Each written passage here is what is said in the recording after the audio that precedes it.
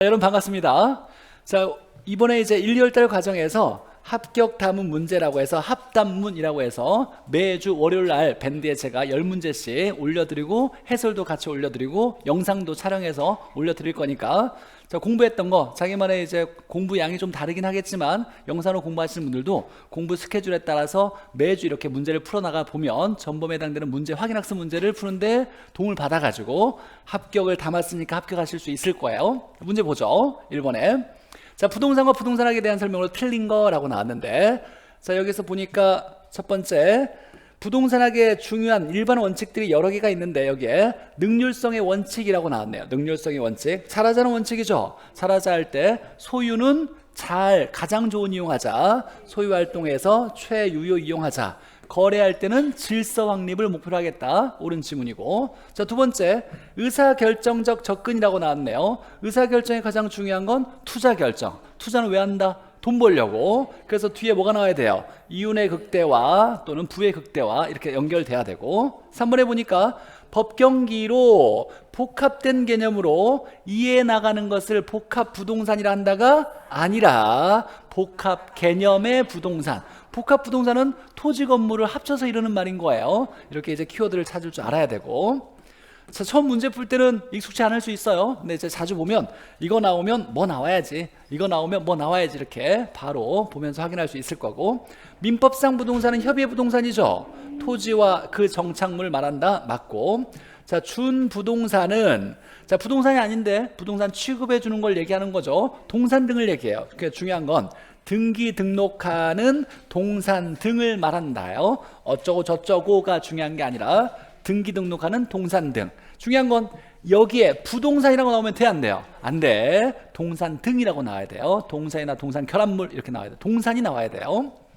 자, 두 번째 문제 보죠. 자, 부동산 개념에서 자, 옳은 걸로 경제적 개념 나왔네요. 중요하죠. 5가지. 자산, 자본, 생산재, 소비재, 상품. 외워놔야죠. 자산, 자본, 그 다음에 생산재, 소비재, 상품은 안 나왔고, 그러면 기억, 니은, 리을, 비읍, 기억, 니은, 리을, 비읍이 2번 이렇게 있네. 경제적 개념. 자, 기술적은 물리적이죠. 눈에 보이는 물리적 개념을 얘기하는 거고, 위와 간이 안 좋은 환자, 위치, 공간, 환경, 자연 이렇게 나와야 되고. 세 번째 보죠. 자, 부동산 관련 서비스업에라고 나왔어요. 자, 서비스니까 우리가 애프터 서비스, 사후, 관리, 그러니까 여기에 무조건 관리업이 들어가고 나머지가 중개, 자문, 감정평가업, 감평 이렇게 나와야 되겠네요. 자, 그럼 보죠. 관련 서비스업에 보니까 관리업 이렇게 관리업 있네. 관리업. 근데 관리업에서 중요한 건 기타 부동산이나 시설 관리업은 안 된다 했어요. 여기 주거용 부동산 관리 맞고 기타 부동산 된다 안 된다? 안 된다. 얘 틀렸네. 얘가 틀렸다. 이렇게 확인할 수 있어야 돼요. 자, 그 다음에 자문업 맞죠? 투자 자문업. 중개업 맞죠? 중개 및 대리업. 감정평가 맞고. 자, 네 번째 보죠. 주택 유형에서 틀린 거. 자, 연립 나오면 초과가 나와야 돼요. 660 초과. 초과 나왔네. 4개층 이하 660 초과. 초과 여기서만 나오고 나머지 다 이하. 물론 이제 아파트는 5개층 이상 이렇게 나오는 거고. 다중주택 나왔네요. 그러면 우리가 암기했을 때 연세, 가중, 44, 33, 66 이렇게 되죠. 얘만 첫 번째만 초과. 나머지는 다 이하. 자, 다중주택은 옛날 하숙집 얘기했었어요. 학생, 직장인, 중요한 건 독립된 주거 형태가 아니며 라고 나와야 되고. 자, 660 이하, 3개층 이하 맞네요. 맞고. 자, 기숙사 나왔네요. 학교 기숙사 있어요? 공장 기숙사도 있지. 학교는 학생, 공장은 종업원. 나머지는 중요한 거 아니니까 일단 맞는 것 같고. 자, 네 번째 보죠. 다세대 이렇게 나왔네요. 연세, 공동에서 두 번째 연세, 660 이하, 3개층이에요? 4개층이에요? 4개층이라고 나와야 돼요. 예, 틀렸고 땡큐 이렇게 해야 되고. 5번에 도시형 생활주택은 몇 세대? 385제곱미터에 분양가 상한제가 적용되지 않는다. 3가지가 있어요. 단지형, 연세, 소형 이렇게 있더라. 틀린 건 4번. 자, 5번에 보죠. 자, 정착물에 대해서 옳은 거 제거하여도 라고 나왔어요.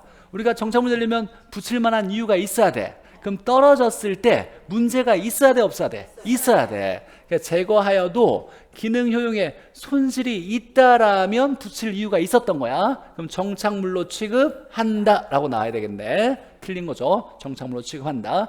있어야 정착물로 취급한다. 자, 두 번째, 가식수목은 임시로 심어놓은 거죠. 정착물이 아니다. 동산이다. 정착물 아니다. 자, 3번에 매도인과 매수인의 관계에서 잘 모르겠지만 안 배웠으니 일단 패스, 스킵. 네 번째 보죠. 임차인이 부착했대. 임차인이. 그럼 정착물이 아니다. 누가 부착해야 돼요? 임대인이 부착해야 돼요. 얘가 정착물이 되려면 임대인이 부착해야 된다. 5번에 보니까 매년 경제의 노력을 위하지 않은 수목, 알아서 자란 나무죠. 정착물 맞아요? 맞아요. 무슨 정착물? 종속 정착물이라고. 정착물은 맞아요. 정착물로 취급한다 라고 나와야죠. 한다. 틀렸네. 잘 모르겠지만 3번 이렇게 체크해도 괜찮고, 나중에 좀 설명하긴 하겠지만 문제 나왔으니까 설명하면, 자, 매도인 매수인 관계에서 정착물 여부가 불분명하대요.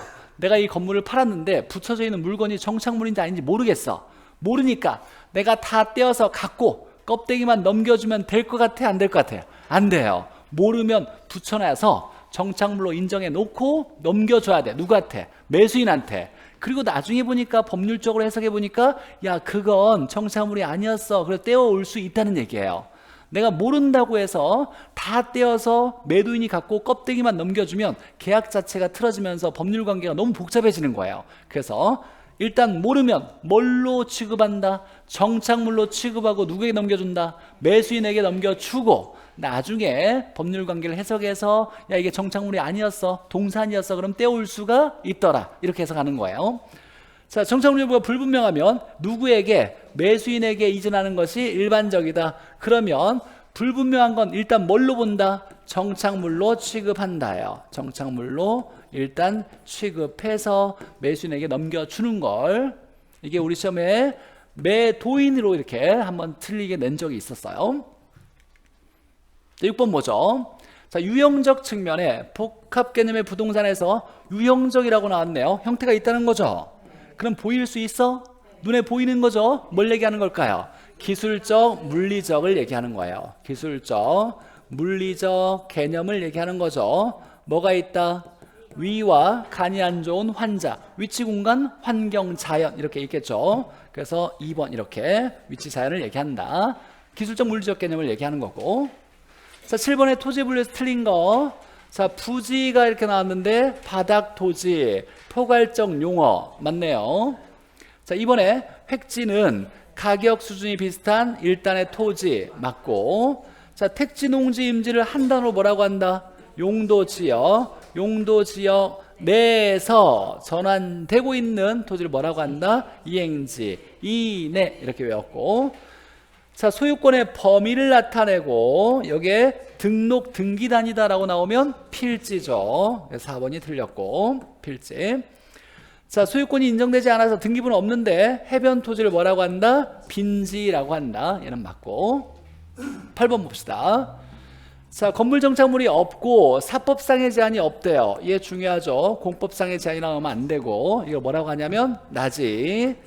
자, 물에 침투해서 물 밑으로 잠겼대요. 뭐라고 한다? 포락지. 자, 개발되기 전에 자연 그대로 토지는 소지, 원지. 남의 땅에 둘러싸여서 도로 접속면이 없는 것은 맹지.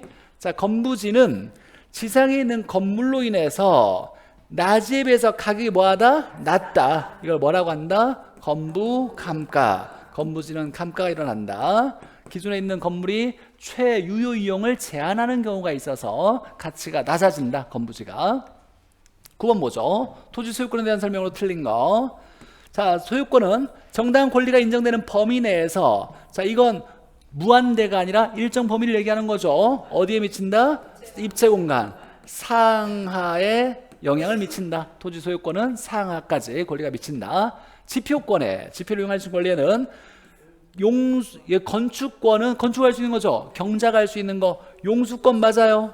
맞아요. 이건 지표의 물을 끌어쓸 수 있는 권리도 포함된다. 맞고. 토지 지하권에는 지하수의 권리 인정되지 않지만 미철 광물이 인정되냐가 아니라 미채굴 광물은 인정되지 않고 지하수는 인정된다. 이렇게 나와야죠. 뒤집어 나왔네. 3번 틀렸고. 자, 4번에 개발권 양도제라고 나왔네요. 이건 뭘 얘기하는 거예요? 용적률을 얘기한다 그랬어요. 그럼 무슨 공간? 공중공간. 자, 보니까 5번에 지표부터 한계심도 이내 지하 공간 얘기하는 거예요. 근데 한계심도 이내라고 나왔어. 그럼 개인권리가 인정되는 거죠. 공적이야, 사적이야? 사적 지하권. 한계심도를 초과해서 밑으로 넘어가면 공적 지하권이라고 얘기하는 거고. 10번 보죠. 토지용어에서 옳은 거 모두 고르면. 자, 기억해 보니까 택지는 주상공으로 이용되고 있거나 이용할 목적으로 이용할 수 있는 토지를 말한다. 맞네요. 기억 맞고. 기억은 들어가 있어야 되고. 자, 니네 보니까 자, 건부지 중 이건 중요한 건 아니에요. 필지 중, 건부지 중 또는 뭐 택지 중 이렇게 나오는데, 자, 건물을 제외하고 남은 부분의 토지는 뭐라고 한다? 공지라고 해야 돼요. 니은 틀렸네. 그럼 니은 들어간 거 다 틀렸죠. 니은 틀리고. 근데 기억은 들어갔잖아. 그러면 일단 기억 리을 봐야 되겠네. 리을 보면, 자, 용도상 불가분의 관계에 있는 한 필지 이상의 덩어리를 뭐라고 한다? 한 필지예요, 두 필지예요? 두 필지 이상을 얘기하는 거예요. 1단지는 맞는데 두 필지라고 나와야 돼. 그래서 리을도 틀렸다. 가장 어려운 문제였어요. 자, 디귿 보니까 지가 공시 나왔으니까 뭐라고? 표준지 이렇게 나와야죠. 표준지 공시가. 여기까지 10문제 풀어봤고, 수업 들으면서 매주 확인해 보면서 학습 체크 한번 해보시길 바라고, 네, 저는 또 다음에 또 인사드리겠습니다. 고생하셨습니다. 네.